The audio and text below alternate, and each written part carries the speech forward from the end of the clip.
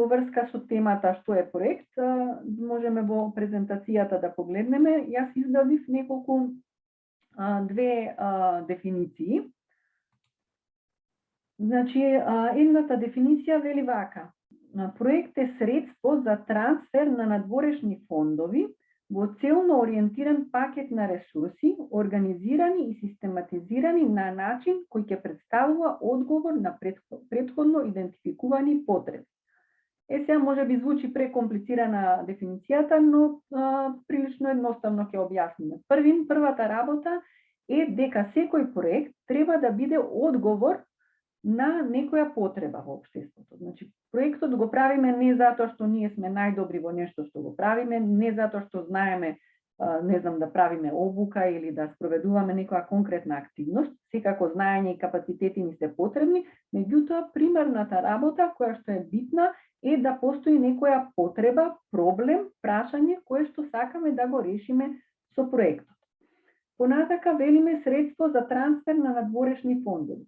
Ова е особено релевантно за непрофитниот сектор. Значи, ние како граѓански организации сме непрофитни и затоа ни требаат надворешни фондови со кои што ние ќе обезбедиме ресурси. Кога велиме ресурси, дали се тоа луѓе, знаење, капацитети, материјални ресурси и финансиски ресурси со кои што ќе можеме да ги спроведеме активностите кои што се предвидени во проектот. Значи, тоа е првата дефиниција. И втората дефиниција, прилично едноставна, се извинувам, дека проект е серија на активности кои имаат за цел да доведат до исполнување на јасно дефинирана цел во дадена временска рамка со точно дефиниран буџет. Значи, ова е наједноставната дефиниција за проект. Значи, имаме зацртана временска рамка, одредени финансиски ресурси, со кои што ние треба да ги обезбедиме останатите ресурси, значи проектниот тим, експертизата што ни е потребна, материјалните ресурси, за да ја спроведеме таа серија на испланирани активности, кои што на крај треба да доведат до некаква промена. Значи, треба да задоволат некои претходно идентификувани потреби, како што беше кажано во претходната дефиниција. Или да ги избоиме како посебни елементи. Значи, во проектот велиме дека тоа се меѓусебно поврзани активности. Најчесто треба да водиме сметка дека за да ги комплетираме сите активности, може би има некоја клучна активност која што, ако не ја оствариме, проектот ќе ни биде доведен целосно во прашање и дека воопшто нема да можеме да ги спроведеме преостанатите активности. Понатака, веќе го кажавме, ограничениот период на спроведување, значи зацртана временска рамка. И сега кога ќе пишувате апликации во овој дел, мојата препорака е да бидете многу внимателни и ние го викаме тоа конзервативно планирање. Ако реално за активноста процените дека ви се потребни, да речам, 1 месец, вие ставете си задолжително 2.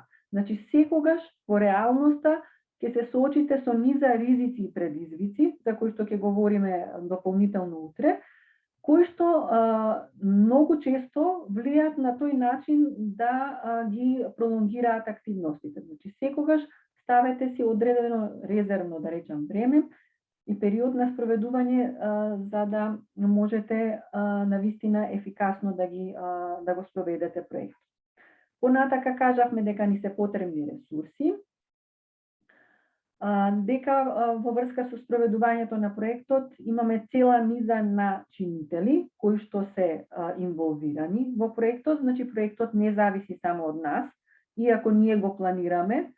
Меѓутоа, во тој проект ќе треба веројатно да вклучиме многу различни страни, вклучувајќи ги тука целните групи и директните корисници, значи оние чинители на кои што се однесува нашиот проект, и за ова ќе говориме дополнително подоцна.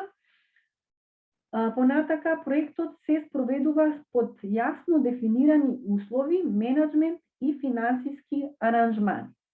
Значи, проектот ние го дизајнираме и планираме, меѓутоа начинот на спроведување, посебно во врска со администрацијата и менеджирањето, го диктира донатор.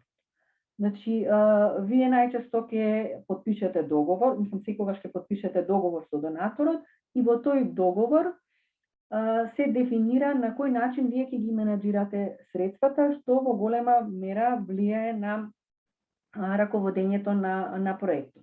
Значи, некои донатори ќе ви бараат различни административни барања во смисла на тоа да правите јавни набавки, сигурно ви е познато тоа, да прибирате понуди за, не знам, одредена сума над 500 евра, да кажеме, и така натака. Значи, сите тие процедури ги проверувате во договорот и во пропратната документација која што ви ја доставува донаторот и мора да го менаџирате проектот согласно на условите кои што ги зацртал донаторот, за да бидете сигурни дека ќе ги добиете сите средства кои што биле предвидени со проектот.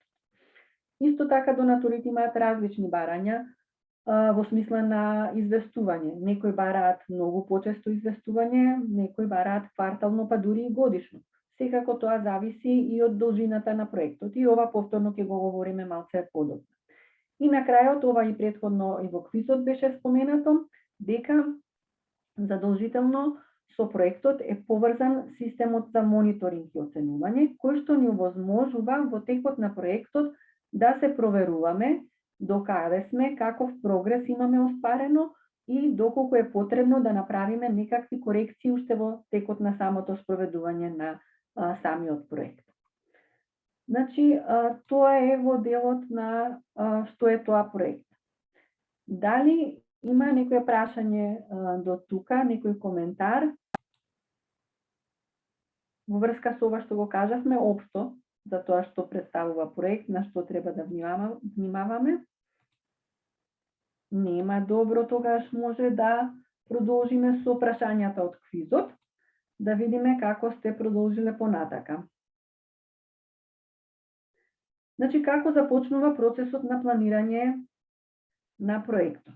Најголем дел од вас одговориле точно. Значи, првата работа што треба да ја направиме да ги утврдиме проблемите и да направиме нивна анализа, за да знаеме кои прашања всушност ќе ги адресираме ние со нашиот проект.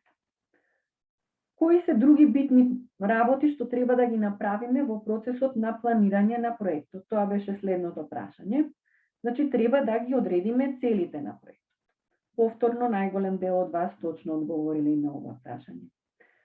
Да ги одредиме целите на проектот, да ги одредиме целните групи и корисниците на проектот, значи да видиме за кого ќе се однесува овој проект, кој ќе има бенефит од проектот и да ја одредиме стратегијата на проектот. Што подразбира тоа? Тоа подразбира да кажеме кој ќе биде нашиот пристап со проектот, на кој начин ние ќе го решаваме утврдениот проблем со анализата на проблемите. Сега ова подпишување на договор со донаторот на проектот е веќе следна фаза на некој начин и тоа ќе го видиме во фазите на проектниот циклус. Значи, ние треба целосно да го испланираме проектот пред да му пристапиме на донаторот и избор на проектниот тим кој ќе работи на проектот е исто така дел од фазата на спроведување. Значи, вие во фазата на планирање секако треба да процените и да видите колку луѓе со какви капацитети и компетенции ви се потребни, но непосредно кој ќе работи на самиот проект и изборот на луѓето кои што ќе работат на проектот се одвива по потпишувањето на договор со донаторот. Што е целна група на проектот? Ова е многу битно прашање, битен елемент при планирањето на проектот и треба да правите дистинкција меѓу целни групи на проектот и посебно корисници на услугите на проектот. Значи, сите оние кои што имаат бенефит, непосреден бенефит од самите проектни активности, велиме дека се целна група на проектот. Додека правиме дистинкција од индивидуалните корисници на проектот, кои што се оние кои што непосредно директно учествуваат.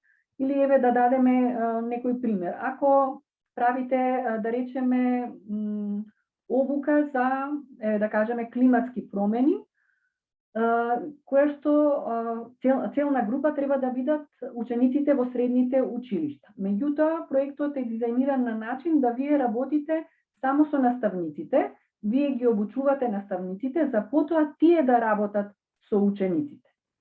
Значи, директни корисници на услугите на проектот ќе бидат наставниците, кои што ќе ја добијат таа обука во рамките на вашиот проект, а целна група на проектот ќе бидат учениците, на кои што наставниците ќе им го пренесат своето знаење.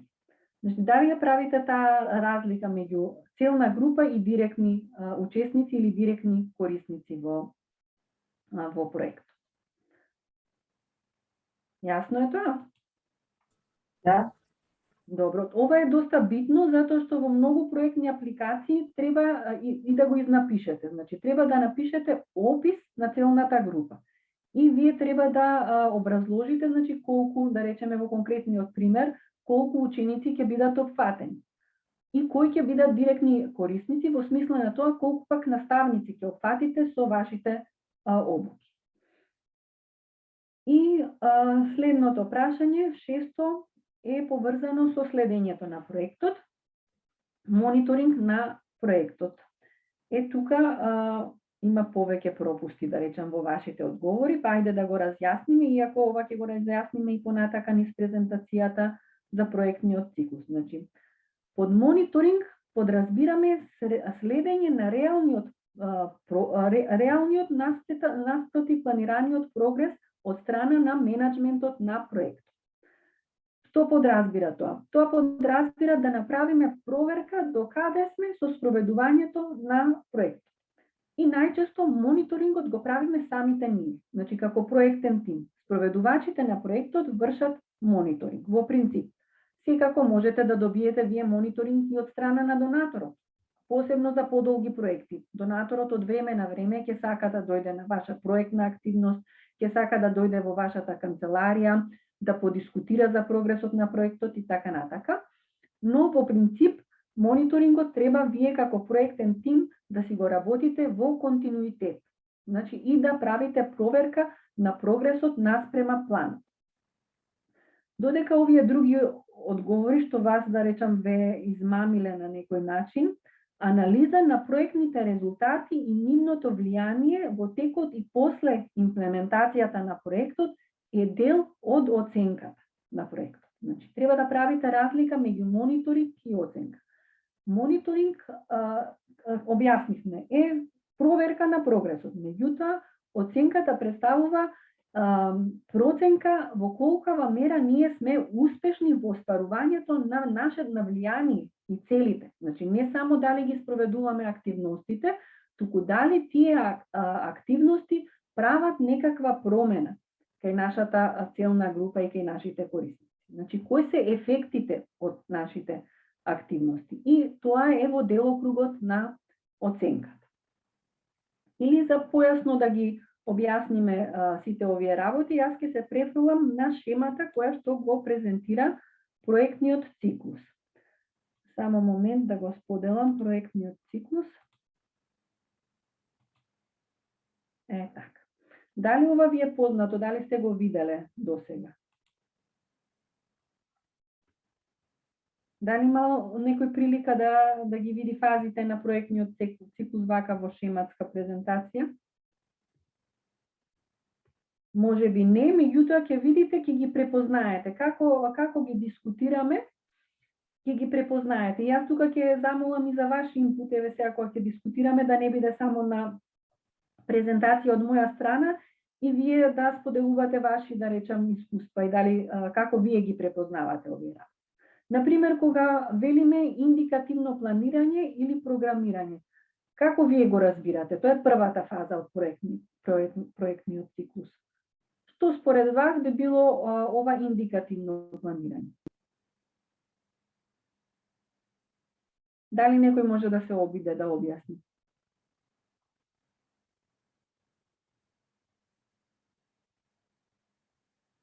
Имате идеја? Ајде слободно. Што би значило ова индикативно? Што значи ова индикативно? Малце генерално некакво планирање, така? Општо планирање, може така да го наречеме? Може, да. Да.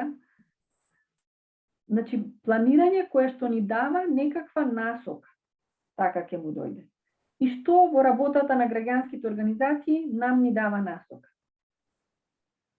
Што е општата насока за вашето работење? Значи, сега дури да не збориме за проекти.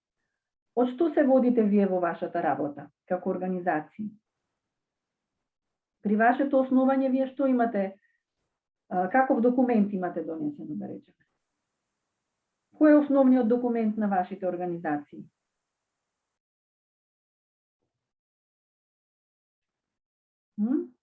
На државата е уставот, така? На граѓанските организации основен документ кој е? Кога се статутот, така е, значи клучниот документ, значи врз кој што се потпира работењето на секоја граѓанска организација е статутот. И првата работа што ја правите во статутот, што пишувате? Зошто постои вашето здружение? Така дефинирате, како велиме, визија и мисија. Така? Дали вашите организации имаат визии и мисии? Имате дефинирано, така? Така, те ги имате дефинирано во вашиот статут, а организациите имаат и пракса, дел од организациите, да имаат и своји стратешки планови. Така да кажат, долгорочно, во рокот, не знам, 3 до 5 години, што сакаат да постигнат. Дали некој од вашите организации има стратешки план? Немате? Формално може би немате, меѓутоа сигурно сум дека знаете каде сакате да стигнете после 3 до 5 години и имате јасно дефинирана визија и мисија. Всушност, индикативното планирање е токму тоа. Најшироката рамка на која што вашиот проект треба да одговори или кон која што треба да придонесе вашиот проект. Значи, секогаш кога вие планирате проекти, треба да водите сметка дали овој проект е во линија со нашата мисија. Значи, тоа е првото прашање што треба да си го поставите. Дали, ако го спроведеме овој проект, ние ќе се поместиме чекор поблиску до остварувањето на нашите стратешки цели, до остварувањето на нашата визија. Значи, ова е многу важно да го имате предвид, дека примерна работа од која што треба да се водите при подготовката на проектите е вашата визија и мисија, а не она што го напишал донаторот во отворениот повик. Вие треба да ги барате отворените повици кои што одговараат на вашиот стратешки план и вашата визија и мисија. Значи, дали е јасен овој дел тука? Само така може да бидете успешни. Значи, само доколку се пријавувате на оние отворени повици кои што се релевантни за вас како организација, каде што има преклопување на она што донатор одговара и она што вие сте како организација и сакате да го постигнете со вашата мисија. Дали има логика ова? И сега, откако ја имаме дефинирано, да речеме, визијата, мисијата, можеме да почнеме да работиме на нешто конкретно. Значи, една помала работа со која што сакаме да ги оствариме тие широки визии и мисии. И првата работа е да го утврдиме проблемот на кој што ќе работиме. Тоа го правиме во фазата на идентификација. Значи, фазата на идентификација ни е поврзана со утврдување на проблемот. Дали може некој да објасни што подразбира тоа? Еве, тие што имаат, да кажам, учествувано и пишувано проекти. Што правите со проблемот во фазата на идентификација? И во самата апликација. Ова е многу важен дел од апликациите, значи, ќе го говориме утре. Уште еднашка. Што треба да направите? За жал, кај нас во Македонија имаме многу слабо конкурси, така да ние одиме она по обратен распоред, значи што ќе понуди донаторот, ние се прилагодуваме, па макар и не работиме по стратешкиот план, Значи, се прилагодуваме према повикот што го дава донаторот. Тоа е најлошата варијанта. Знам дека е лошо, но тоа е реалноста кај нас во Македонија. Значи, немаме доволен број на конкурси, повици кои што ќе можеме да се одржиме во реалноста, и затоа мора да се адаптираме. Фактички ние сме најголемиот, да речем, се прилагодивме веќе на сите повици што ќе се објават, и тука повеќе се разочаруваме, паѓаме, не ги гледаме према статутот, и тоа е реалноста. Значи, ја, например, како организација, првен ги прибираме, гледаме што бара повикот и дали можеме да се најдеме во тој повик. И тука седуваме, правиме идентификација што може да направиме, идејата паѓа. И тоа знам дека е погрешен чекор, но тоа е реалноста. Добро, јас не би рекла дека е тоа погрешно. Значи, она што сакав да обрнам внимание е дека вие треба да ги најдете допирните точки на вашата стратегија со барањата на донаторот. Воопшто не е лошо што вие се прилагодувате, меѓутоа мора да водите сметка за рамката за прилагодување. Значи, донаторите нудат отворен повик во кој што има одредени приоритети. Вие треба само да проверите дали тие приоритети на донаторот се поклопуваат со приоритетите на вас како организација. Значи, со вашите стратешки приоритети. И во тој случај, ако има преклопување, значи, ако има пресек, да речам, на тие две множества, тогаш вие е во ред да си подготвите апликација согласно на барањето на донаторот. Дека имавте неколку клучни поенти што е битно да ги земеме предвид. Посебно за помалите организации ова е многу релевантно. Значи, мора да си најдете, како и во бизнис секторот, некаква нишка по која што ќе бидете препознаени. И затоа е добро да бидете фокусирани. Посебно е важно тоа за малите организации, да бидат фокусирани на одредени прашања и теми за кои што имаат знаење, експертиза, интерес и така натака, и да се фокусираат на тоа. Така ќе бидете и поуспешни во вашето работење, а и да речам, профилирани во јавноста, па и меѓу донаторите. Например, не знам, има неколку организации која што веднаш кога ќе им го споменете името, сите вие одма ќе знаете на што работат. Некои се поголеми, некои се помали, меѓутоа одма се препознаваат по некоја карактеристика. Не знам, ако кажеме меѓаши, првата асоциација на сите е деца. И меѓачи не работат ништо друго освен со деца.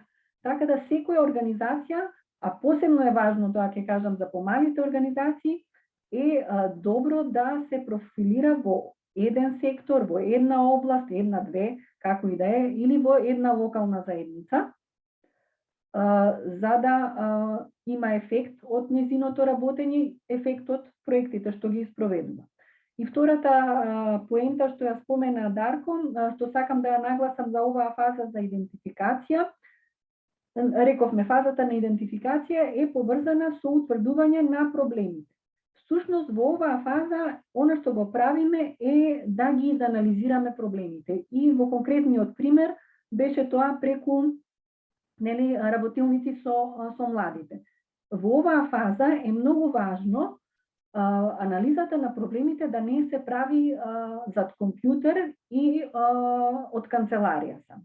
Туку во оваа фаза е битно да се вклучат вашите целни групи, вашите корисници, оние за кои што работите, да можете да ги прашате, да тие си ги кажат проблемите, за да може понатака вашиот проект да биде одговор на суштествените барања и потреби на вашите целни групи. И понатака ќе проговориме во овој дел. Има различни методологии кои што и не чинат многу пари, значи едноставно треба да издвоите време за телефонски јавувања, за анкети онлайн, за фокус групи, работилници преку кои што вие може да направите идентификација на проблемот. Добро, се задржавме тука, одиме сега на следната фаза, е фазата на формулација. Значи, сме го утврдиле проблемот, следно што правиме? што е следен логичен чекор, откако ќе знаеме кои се проблемите, да кажеме што ќе направиме во врска со проблемот. Така? Значи, фазата на формулација е всушност планирањето на нашите активности со кои што ние ќе придонесеме кон решавање на овој проблем, кој што е идентификуван во претходната фаза. Значи, тука утврдуваме цели, општи цели, резултати на кои што сакаме да ги постигнеме, активности и сето тоа го презентираме во една алатка која што и претходно ја споменавме, ја викаме логичка рамка. Значи, логичката рамка ни представува една многу едноставна презентација на целиот наш проект и го олеснува планирањето на проектот, но не само планирањето на проектот, туку таа е клучна алатка во комуникацијата и со донаторите и клучна алатка за проектниот тим кој што ја користи понатака во фазата на спроведување. Значи, затоа треба многу време и внимание да посветиме на разработка на логичката рамка, затоа што таа е основата на нашиот проект, основата за планирањето, основата за поддршката од донаторите, но и основа за спроведувањето. И вие ќе видите, откако ќе ја поминеме денес утре логичката рамка, некои донатори логичката рамка ја бараат во прилог. Значи, не е главен дел од апликацијата, е само анекс. Меѓутоа, верувајте, од искуство ви кажувам дека прва работа што донаторите ја прават, ја гледаат логичката рамка, па потоа ја читаат апликацијата. Затоа е многу важно добро да ја подготвите и добро да ја презентирате. Понатака ќе се случи да апликацијата можеби воопшто и не бара логичка рамка. Ама кога ќе ја видите структурата на самата апликација и што всушност бара донаторот, ќе видите дека апликацијата целосно ја следи структурата на логичката рамка. Односно бара општа цел, бара резултати, бара активности, бара анализа на проблеми и така натака. Сите работи што се содржани во логичката рамка се наративно објаснети во апликацијата. Затоа треба да ја вежбате оваа работа и да ги разработувате логичките рамки, затоа што ќе ви го поедностават подготвувањето на апликациите без оглед дали донаторот ја бара или не, како формат. Значи, тоа е во делот на логичката рамка и формулацијата. И сега, во овој дел, нели сме го испланирале проектот, значи знаеме што сакаме да направиме, сме кажале каков тим ни треба, кои ресурси, сме подготвиле и буџет и веќе следува фазата на финансирање. Што значи фазата на финансирање? Еве, дали може да вака логички разјасниме, еве вие да придонесете што би се случувало во фазата на финансирање всушност? Според вас. Што мислите дека се случува во фазата на финансирање? Може би од каде е проектот поддржан финансиски. Се извинувам од каде е финансиран? Односно, самото финансирање подразбира да склучиме договор, така? Значи, во оваа фаза на финансирање, ние буџет на проектот. Добро, буџет на проектот правиме и во формулацијата. На некој начин формулацијата ја заокружуваме со подготовка на буџет на проектот и во оваа фаза всушност подпишуваме договор со донатор. Значи, ова е оној процес на аплицирање. Всушност, фазата на финансирање во проектниот циклус подразбира ние да подготвиме проектен предлог, да го поднесеме до донаторот. И се што се случува таму? Донаторите разгледуваат покрај вашиот, разгледуваат и цела низа на други проекти, ги оценуваат и прават селекција. Ако сте успешни во таа оценка, ви нудат договор за соработка. Она со што ќе се соочите многу често во оваа фаза е да ви пристапат со одредени барања за промени. И најчестите барања за промени се поврзани со буџетите. Значи, ќе побараат да бидете поефективни во смисла на користење на буџетот, па да намалите трошоци некаде, па да isфрлите нешто и така натака. На вас е да направите проценка дали сите тие предлози што ќе ги добиете од донаторот се изведливи, дали навистина можете да го спроведете проектот, да го коригирате буџетот и да ги прифатите тие промени. Зошто го нагласувам ова? Затоа што еднаш како ќе кажете да, се согласувате со предложените промени, вие се нафаќате да го спроведете проектот онака како што е буџетиран, вклучувајќи со намален буџет кој што ви бил предложен. И ваше е да ги спроведете активностите ефикасно и да ги постигнете резултатите со проектот. И она што треба да го знаете за оваа фаза на финансирање, во претходните фази вие бевте целосен собственик, да речам, на проектот, на проектната идеја, на се она што сте се осмислиле. Меѓутоа, во фазата на финансирање, составање подпис на договорот со донаторот, вие не сте ексклузивни собственици на проектот, вие веќе влегувате во соработка, во партнерство со донаторот и веќе на некој начин проектот е во собственост и на вашиот донатор. Па донаторот ќе си земе за право да ви сугерира нешто. Па ќе си земе за право да промени можеби некој работи. Значи, веќе треба да научите тука заеднички да работите на проектот под условите кои што ги диктира донаторот, бидејќи тој е финансиерот на проектот и под условите кои што се издефинирани во договор. Европската унија во последниве неколку години применува пристап на оперативни грантови, не знам дали сте слушнале за тоа, каде што финансираат програми, значи годишни програми, каде што повеќе од 80% е трансферот уште на самиот почеток на програмата. Пред завршувањето на годината поднесуваат план за следна година, за да ги добијат останатите 20%. Меѓутоа, одобрувањето е, да речам, релативно однапред и им дава можност на организациите да подобро планираат, финансиското планирање да им биде подобро од една страна, а на донаторот па им осигурува дека организациите ќе го испорачаат тоа што го ветиле, бидејќи успешното спроведување на првата година е предуслов за финансирање во следната година. Значи, ако вие не сте успешни во она што сте го ветиле пред донаторот, нема да има следна година во финансирањето. Така да тоа е еден пристап, да речам, што е малце подобар од ова што го збориме чисто проектно финансирање. Понатака Цивика Мобилитас и други програми пак почнаа да применуваат институционална поддршка, каде што вас ве гледаат како организација во целина и сите ваши активности, а не само еден проект, и ви обезбедуваат институционален грант.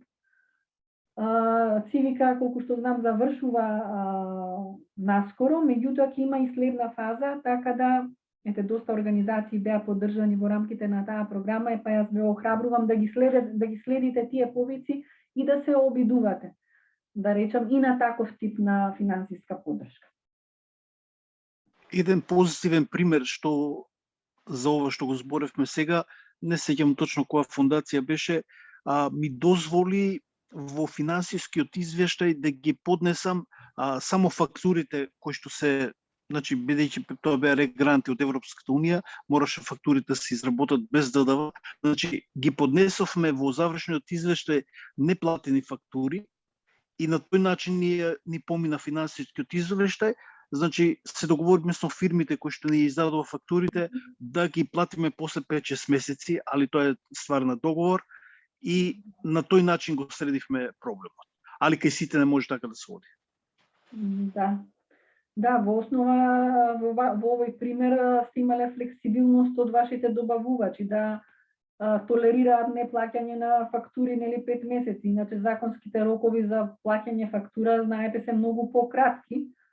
Меѓутоа, во конкретниот пример имало разбирање на сите страни, па се завршила работата. Меѓутоа, уште еднаш ќе речам, вие како корисници на таа донаторска помош, сите овие проблеми треба да ги покренувате пред донаторите и да ги разговарате и донаторите да бидат свесни и да ги именуваат своите процедури и практики, да ги прилагодуваат на она што реално е потребно на терен. Затоа што ако вие не го кажете тоа, ќе си остане така, вие ќе имате постојано проблем, мака ќе мачите со кофинансирањето и со завршната рата секогаш.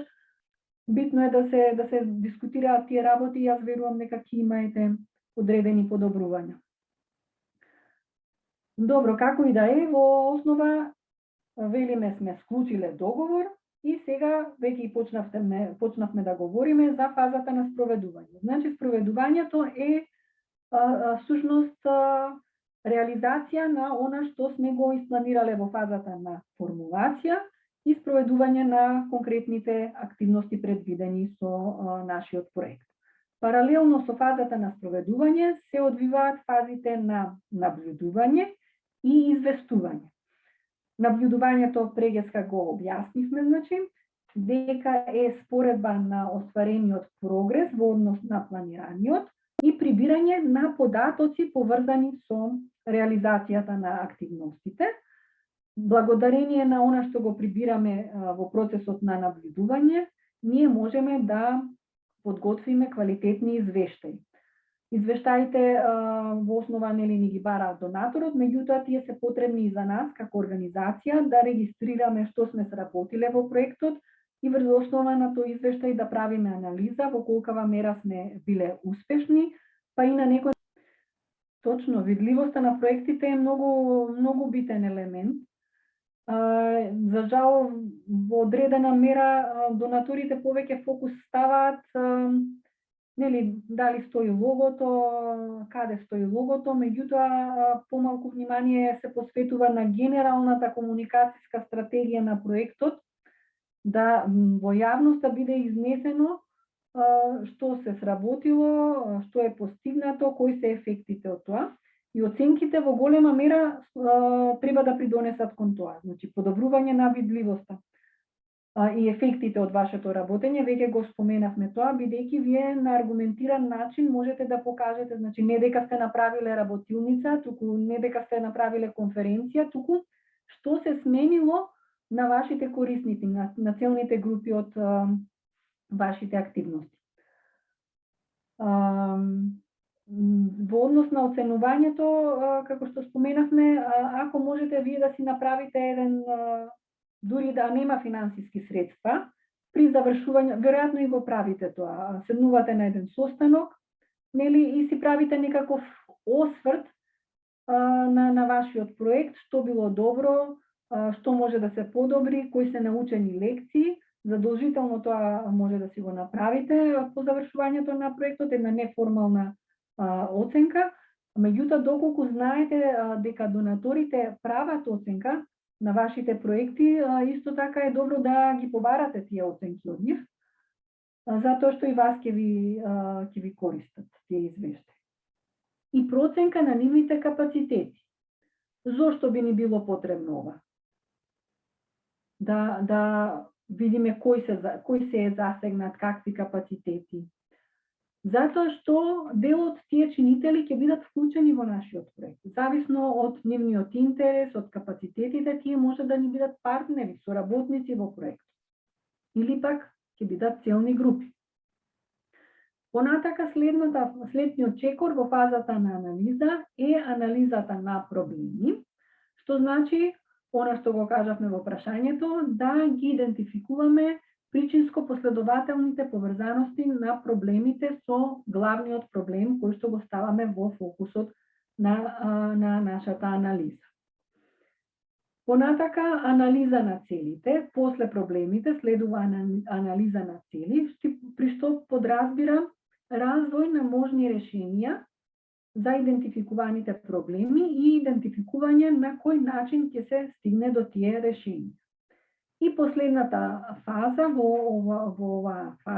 последниот чекор во оваа фаза е анализа на стратегии, односно да видиме на колку различни начини може да се оствари целта и кој е начинот кој што ние ќе го избереме. Значи, избор на најсоодветната стратегија. Дали овој дел е јасен? Што се треба да направиме и тоа ќе го правиме сега во оваа сесија. Следната фаза во проектниот циклус е фазата на формулација или најнепосредното планирање на проектот. Во оваа фаза ја развиваме логичката рамка, значи врз основа на сето она што ние сме го направиле претходно како анализа, веќе имаме елементи кои што ни се потребни за да ја развиеме логичката рамка, што значи ја дефинираме структурата на проектот, гледаме кои се ризиците во проектот, формулираме индикатори, значи да кажеме што ќе подразбираме за успех во нашиот проект и како ќе го мериме тој успех. Откако ќе развиеме логичката рамка, можеме да разработиме конкретен распоред на активности, значи ги групираме и поврзуваме поединечните активности. Во секој проект одредуваме нивно време траење, одредуваме одговорности, значи кој за што ќе биде одговорен и така натака. Значи веќе навлегуваме во многу детално планирање тука и ова детално планирање ќе ни овозможи да направиме алокација на ресурси.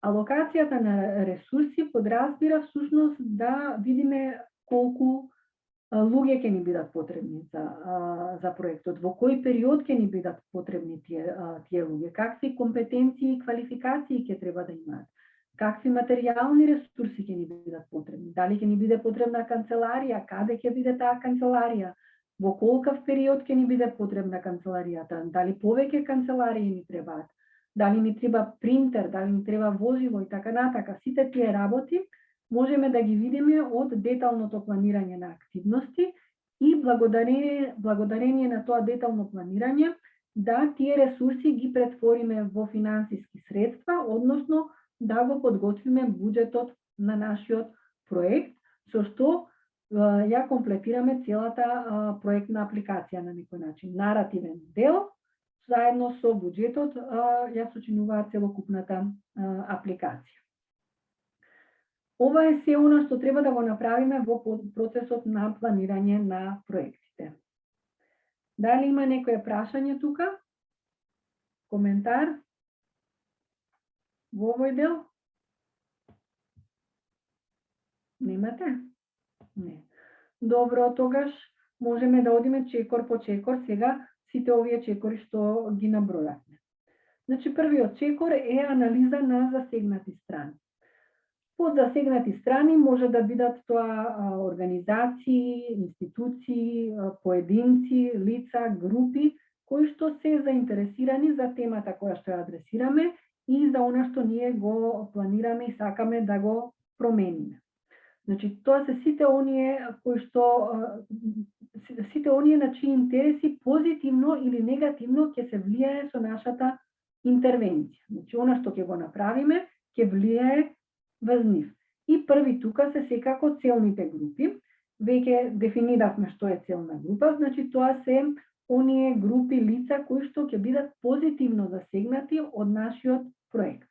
Значи, оние на кои што се однесува проектот, но покрај целните групи, при анализата на засегнати страни, треба да размислуваме и на нашите партнери и соработници. Значи, секогаш треба да бараме сојузници, така ќе бидеме поефективни во нашето работење и затоа во овој процес треба да ги изанализираме останатите кои што работат во секторот, значи во секторот во кој што ние работиме, во регионот во кој што делуваме, областите кои што ги адресираме, за да можеме да ги најдеме соодветно партнерите и соработниците.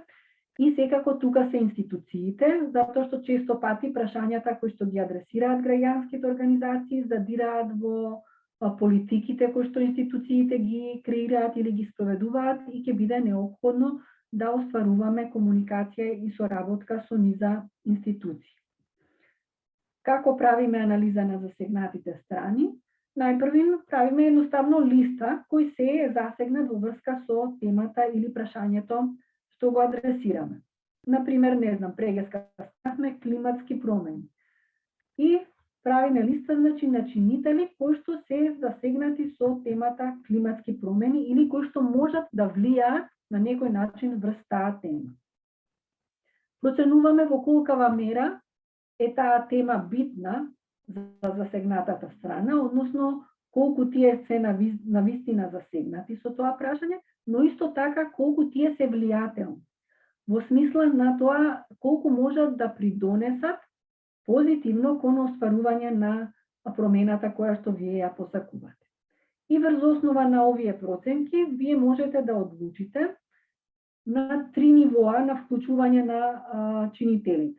Значи, првото ниво е најмала вклученост, односно примање, давање информации. Значи, ќе треба да одредите група на чинители со кои што само ќе разменувате информации. Значи, ќе ги информирате за проектот и евентуално вие ќе барате некакви информации од тие чинители.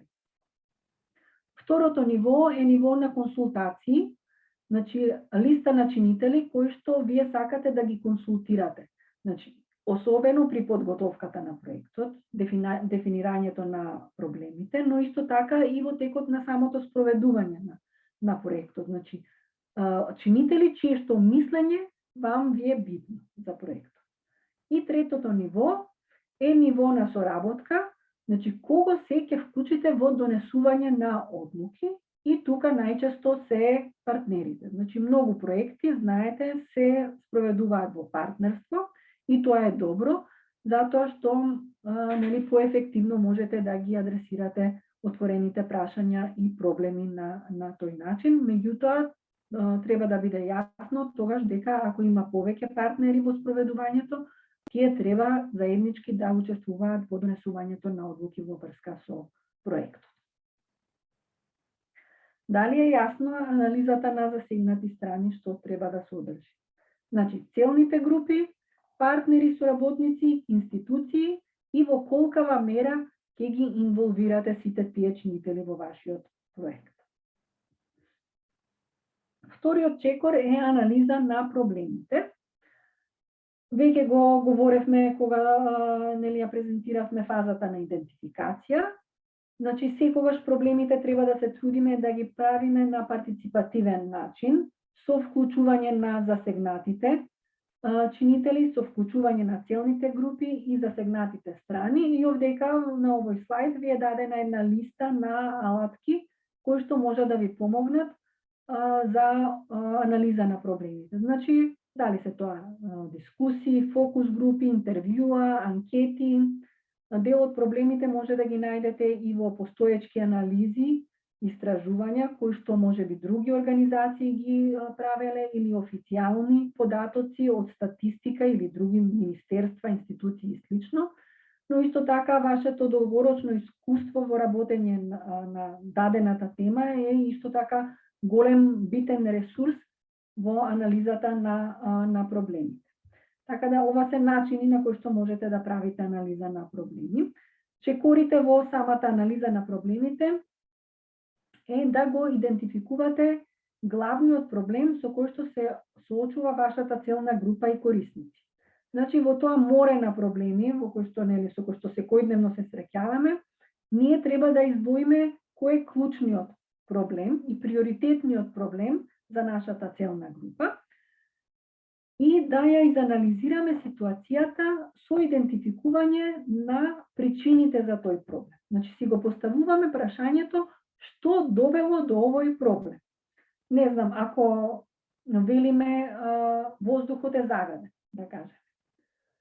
Тоа е проблемот. Меѓутоа, како дошло до тоа да воздухот биде загаден? Кои се причините? И сега листаме цела низа на причини кои што можат да бидат во позадината. Не знам, загадување од горивата што ги користат домакинствата, загадување од автомобилите, загадување од индустријата и така натака. Сето тоа се причини за загадување на воздух. Значи, ги бараме причините, односно коренот на проблемот. И сето тоа го визуализираме во причинско-последователна поврзаност, која што ја нарекуваме диаграм на проблеми или дрво на проблеми. Александра во почетокот го спомена ова. И сега, јас ќе ви дадам задача, значи во две групи, вие да направите диаграм на проблеми за еден проблем кој што е наративно објаснет во вежбата што ќе ви ја пратам. но еве отприлика како треба да изгледа тој диаграм на проблеми. Значи, во фокусот, во центарот на диаграмот го ставаме нашиот клучен проблем или за, еве примерот што го дадов, загаден воздух. Значи, клучниот проблем е загадувањето на воздух. Причини што водат, веќе ги споменав некој, загадување од домаќинствата, загадување од автомобилите и така натака. Значи, тие ќе бидат на овие гранки подолу, причините.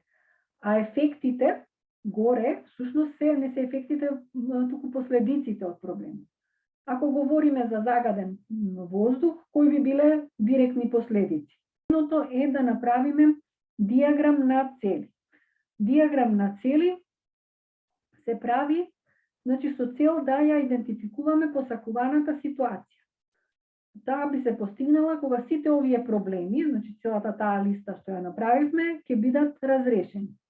И на некој начин анализата на цели ни дава преглед на можните решенија за нашата проблематична ситуација. И како е постапката всушност на анализа на цели? Едноставно, диаграмот на проблеми или дрвото на проблеми треба да го трансформираме во дрво на цели. Како го правиме тоа? Значи, сите негативни ситуации кои што се наведени во диаграмот на цели, сега треба да ги ставиме како позитивни, постигнати, остварени решенија. Значи, при тоа треба да водиме тие да бидат реално остварени. Значи, ако велиме младите имаат прекумерна телесна тежина, посакувана ситуација ќе биде младите да имаат нормална телесна тежина, така? Едноставно преформулирање правиме. Откако ќе направиме преформулирање на сите проблеми, повторно правиме проверка дали има логичен след. Значи, дали причината и последицата произлегуваат едни од други. Уште еднаш ќе правиме таа проверка и ако има потреба, ако има ситуација да нема логика, ја ревидираме формулацијата или додаваме некои нови цели кои што претходно во диаграмот на проблеми ни недостасува. И истата шема, како што ја имавме претходно. Значи, ете, диаграмот на проблеми стана диаграм на цели.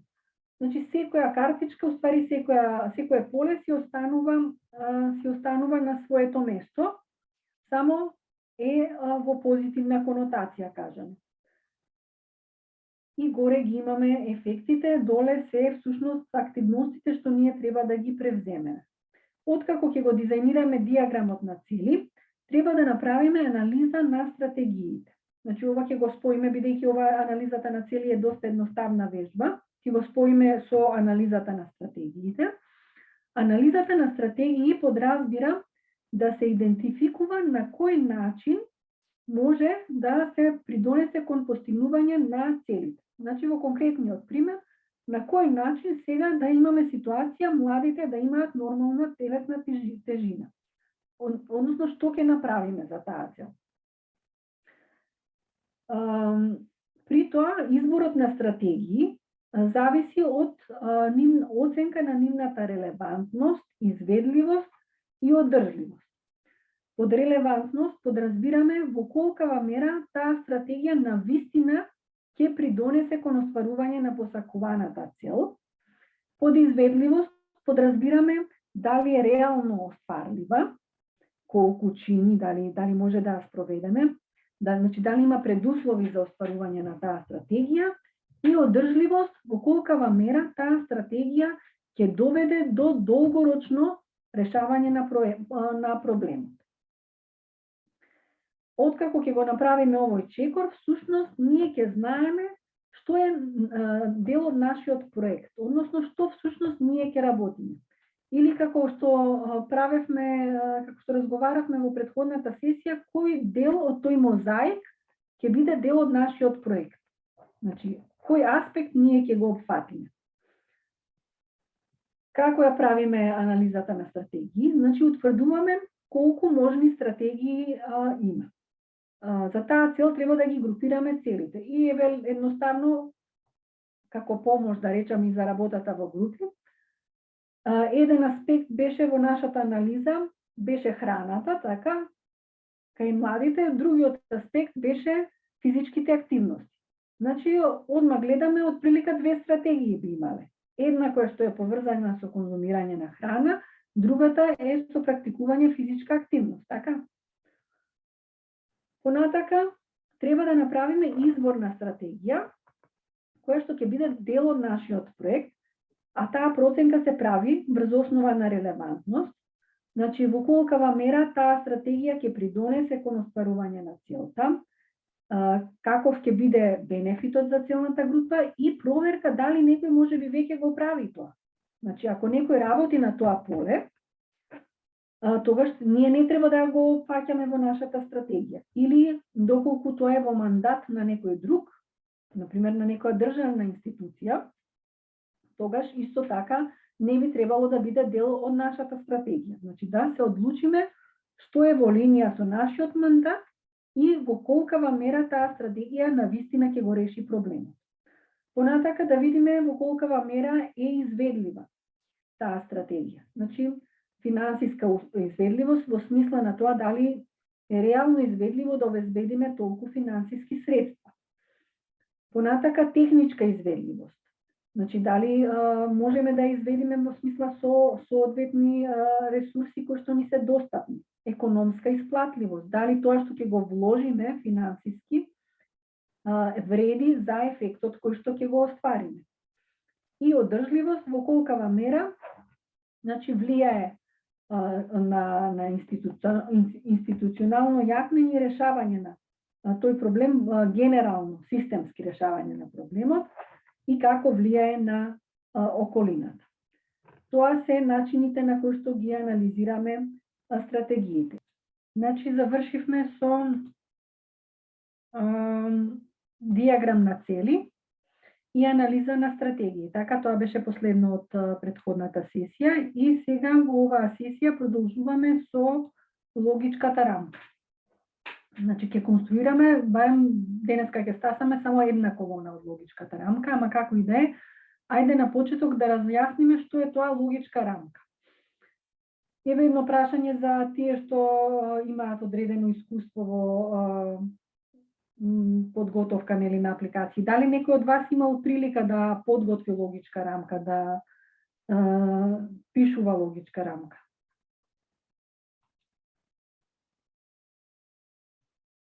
Нема? Не сте имале прилика?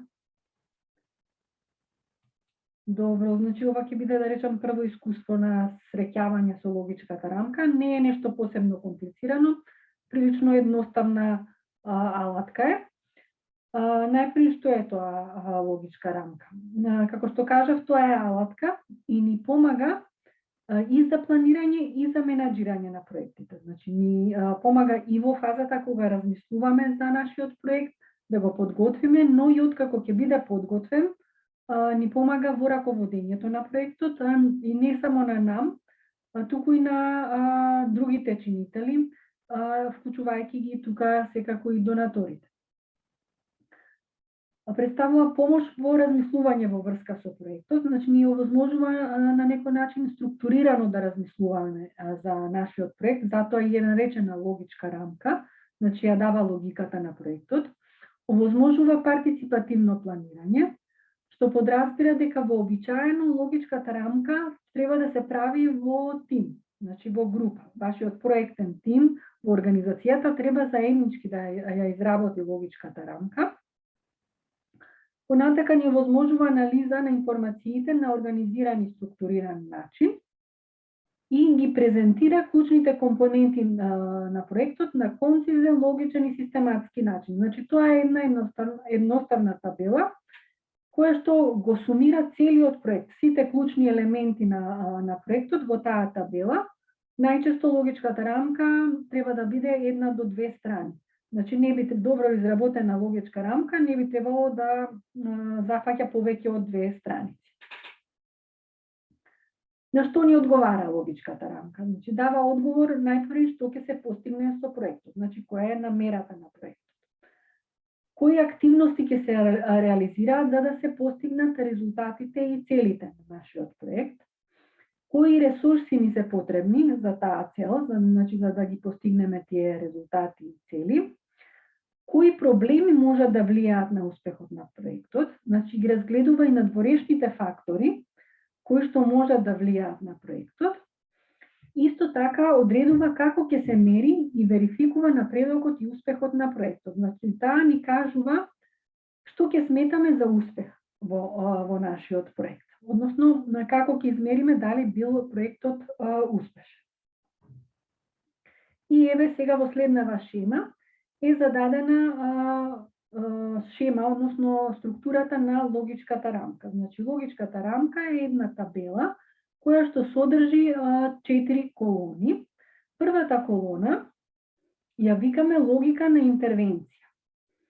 Логиката на интервенција ни ја дава всушност стратегијата на нашиот проект. Значи, она што го разговаравме во претходната сесија, пристапот кој што ние сакаме да го искористиме, при тоа кои активности ќе ги направиме за да ги оствариме резултатите, значи треба да дефинираме кои се очекуваните резултати, која е целта на проектот и која е општата цел.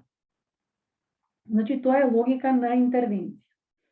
Втората колона ја викаме колона на индикатори и таа ни дава податоци, на некој начин ја објаснува првата колона и дава податоци како ќе го мериме успехот во остварувањето на логиката на интервенција. Односно, како ќе измериме дали целта на проектот е остварена. Тоа ќе ни овозможат индикаторите. Или како ќе измериме дали резултатите се остварени. При тоа индикатори се поставуваат за општата цел, целта на проектот и резултатите. Третата колона се извори за верификација. Изворите за верификација се всушност документите кои што ќе ни помогнат, односно документите во кои што ќе ги најдеме податоците за индикаторите. Значи, без оглед дали тоа се некои статистички анализи, податоци кои што ги прават институциите или пак некои извештаи кои што ние ги подготвуваме во нашата организација, таму ќе ги пронајдеме бројките кои што ни се потребни за да потврдиме дали индикаторите кои што сме ги дефинирале се остварени. Значи, овие втората и третата колона се многу важни всушност за процесот на мониторинг на проект. Нели, во проектниот циклус зборевме и кажавме колку е важна таа работа и затоа во логичката рамка всушност две колони имаат пред се функција во мониторингот на проектот. И последната колона, тоа се предпоставки и предуслови.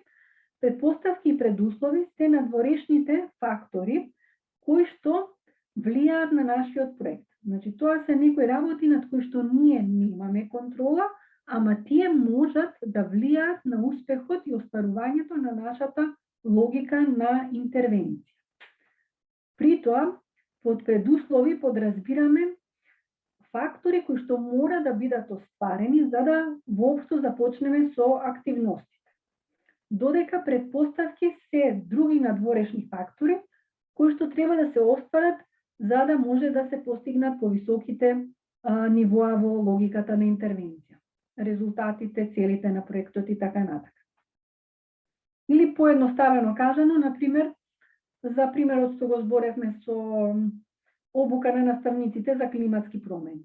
За вие да работите во училиштата со наставниците, ви е потребна дозвола, значи како граѓанска организација не можете туку така само да влезете во училиште и да им кажете дека ќе им држите обука, туку ви е потребна дозвола од Министерството за образование или од Бирото за образование, што представува предуслов за вашиот проект да може воопшто да започне. Значи да можете воопшто да ги обезбедите вие наставниците за вашите обуки, мора да имате некаква дозвола од Министерството за образование. Значи, тоа се предуслови. А предпоставки се јавуваат на повисоко ниво. Како и да е, со секоја од колоните ќе посветиме посебно време и посебно внимание да ги објасниме во повеќе детали, но ова чисто сега вака да имате еден преглед што се содржи логичката рамка. Дополнително не ги споменав овие две ќелии, средства и трошоци.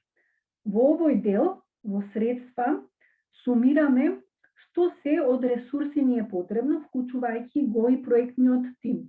Значи, тука треба да наведеме од колку луѓе ќе се состои нашиот проектен тим. Дали ќе има проект координатор, проект асистент, финансиски соработник и така натака. И секако бројот на луѓе кои што ќе бидат ангажирани зависи од комплексноста на проектот и од бројот на активности, секако зависи и од буџетот. Значи, кога имате подолгорочни проекти, проекти со повеќе компоненти, со повеќе резултати, со повеќе активности, ќе предвидите поголем проектен тим. Ако имате пократок, поедноставен проект со неколку активности, тогаш издржано е да предвидите еден мал флексибилен тим од 1-2 луѓе, за да тоа биде и одобрено и од донаторот. Сите тие аспекти ги гледаат и донаторите. Во средства ни се и сите други ресурси што ни се потребни, како што се материјални средства, канцеларија, комуникацијски трошоци и слично.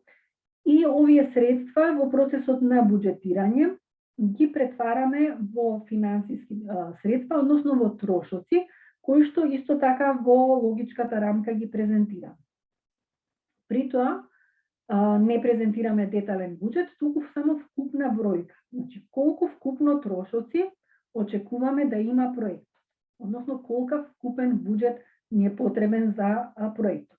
А во посебен образец тие трошоци ги детализирате и тој образец го викаме буџет на проектот. Дали имате сега појасна представа како изгледа логичката рамка и што се таа треба да содржи?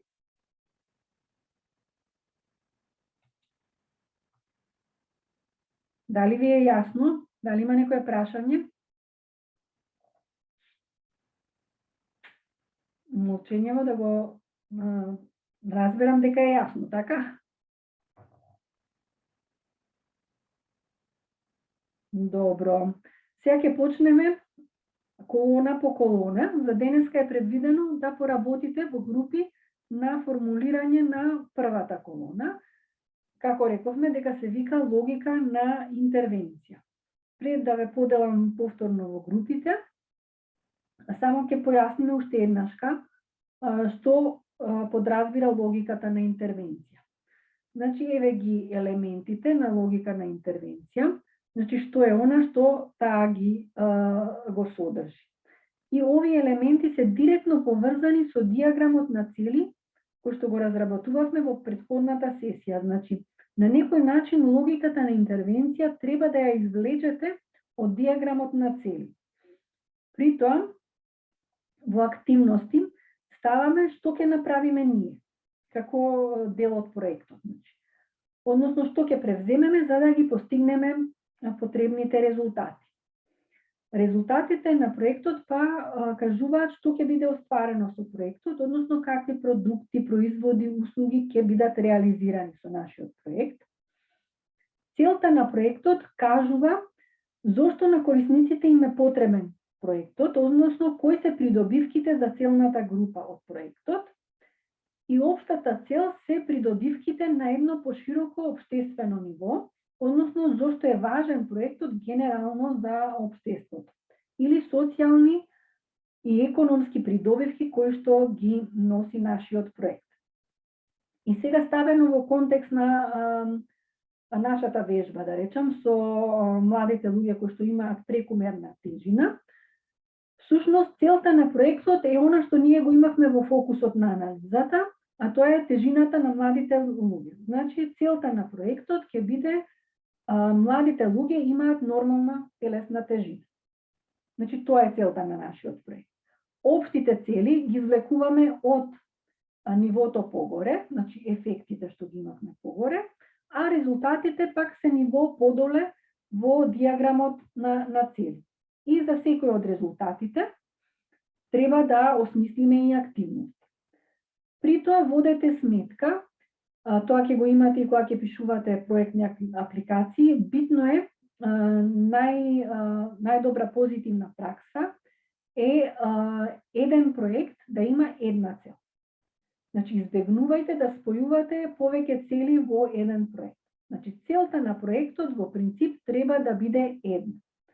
Резултати може да имате повеќе, значи за да ја остварите таа цел, може да имате потреба од 2, 3, може и 5 резултати. Меѓутоа, целта секогаш трудете се да биде една во проектот, а општи цели може да имате секако повеќе, бидејќи остварување на една работа може да придонесе кон повеќе придобивки, да речеме, или додадени вредности.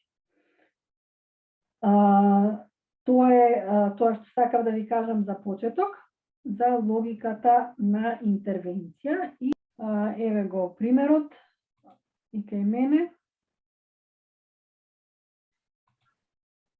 И обично овој диаграм и на проблеми и на цели се чита од оздола нагоре. Например, велиме, ако имаме голема популарност на рестораните за здрава храна, ако имаме силен маркетинг за здрава храна и лесно достапна здрава храна, тогаш младите ќе конзумираат повеќе здрава храна. Ако младите поминуваат помалку време на компјутерски игри и интернет, имаат соодветни услови и објекти за спорт и рекреација, тогаш можеме да очекуваме дека тие ќе практикуваат доволно физичка активност.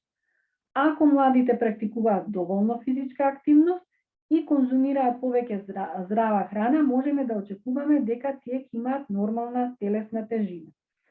Ако младите имаат нормална телесна тежина, тогаш ќе имаме намален број на пациенти со диабетис, помалку пациенти со висок крвен притисок, срцеви проблеми, намален број на случаи на канцер, помалку случаи на депресија и психички нарушувања и така натака. Значи, овој диаграм така се чита, од оздола нагоре. Ако е исполнето подолното ниво, тогаш можеме да очекуваме дека е остварен резултат на повисоко ниво.